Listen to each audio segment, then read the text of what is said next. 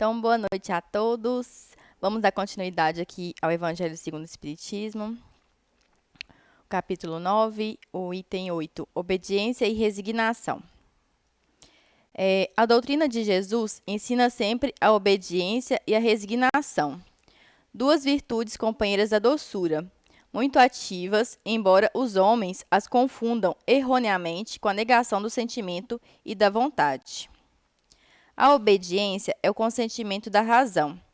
A resignação é o consentimento do coração. Ambas são forças ativas, porque levam o fardo das provas que a revolta insensata deixa cair.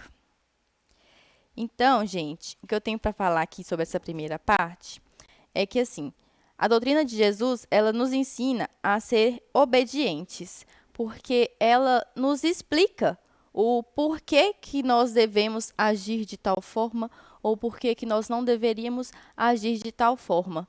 Então, nós aprendemos a ser obedientes às leis que foram ensinadas por Jesus, né? E a resignação, aqui neste caso, seria quando a gente realmente compreende os seus ensinamentos e consegue absorver, consegue não reclamar, consegue... Como? Isso aí mesmo. Ambas são forças ativas, porque levam o fardo das provas que a revolta insensata deixa cair. O poltrão não pode ser resignado, assim como o orgulhoso e o egoísta não podem ser obedientes. Aqui, gente, quando a gente às vezes pode acreditar que a gente é o dono da razão, muitas vezes a gente não consegue ser obedientes, então também não seríamos obedientes às leis e aos ensinamentos de Jesus, né? Porque nós acreditamos, às vezes, que somos melhores do que ele, ou do que ele vem ensinar, da lei de amor e tudo mais. E Jesus foi a encarnação dessa virtude, desprezada pela antiguidade materialista. Chegou no momento em que a sociedade romana perecia nas fraquezas da corrupção e veio fazer brilhar no seio da humanidade abatida os triunfos do sacrifício e da renúncia à sensualidade. Cada época é assim marcada pelo cunho da virtude ou do vício que devem salvar ou perder. A virtude da vossa geração é a atividade intelectual. Seu vício é a indiferença moral.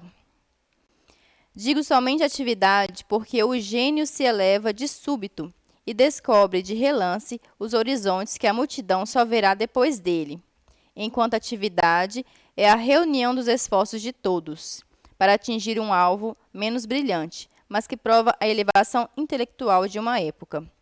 Então, aqui, o que realmente está falando é que a nossa geração ela é marcada pela atividade intelectual, né? Então, no caso, é muito difícil, hoje em dia, pelo menos quem já tem contato com o telefone ou com outras formas de comunicação, né? De computador, essas coisas, é muito difícil a pessoa conseguir ficar um tempo, alguns minutos ou algumas horas, sem ter o contato com o telefone. É muito difícil para cada pessoa, né?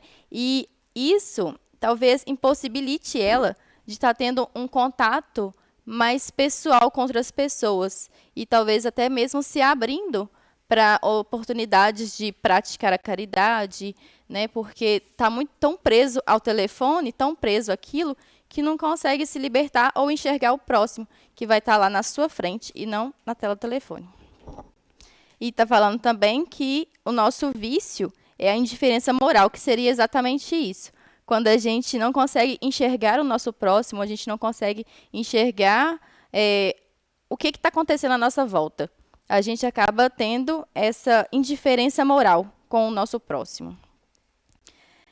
Submetei-vos ao impulso que vimos dar aos vossos espíritos. Obedeceis à grande lei do progresso, que é a palavra da vossa geração. Infeliz o espírito preguiçoso, daquele que fecha o seu entendimento. Infeliz, porque nós, que somos os guias da humanidade em marcha, o chicotearemos e forçaremos a sua vontade rebelde. com o duplo esforço do freio e da espora. Toda resistência orgulhosa deverá ceder cedo ou tarde.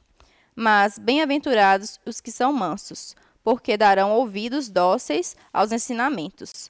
Então, aqui, o que está falando é que quem ainda resistir aos ensinamentos de Jesus, quem ainda se fechar a tudo que ele veio ensinar, independente de religião, a gente tem contato com os ensinamentos dele. Então, quem ainda não consegue se abrir e para esse entendimento de tudo que ele vem ensinar, vai sofrer bastante nessa vida ou na outra, porque está se negando à lei de amor, né, que é a lei de Jesus. E a gente recebe exatamente o que a gente planta, né? Vocês entenderam? Colhe exatamente o que a gente planta. Isso mesmo. Então é isso. Agradeço a todos por me ouvirem. Uma boa noite.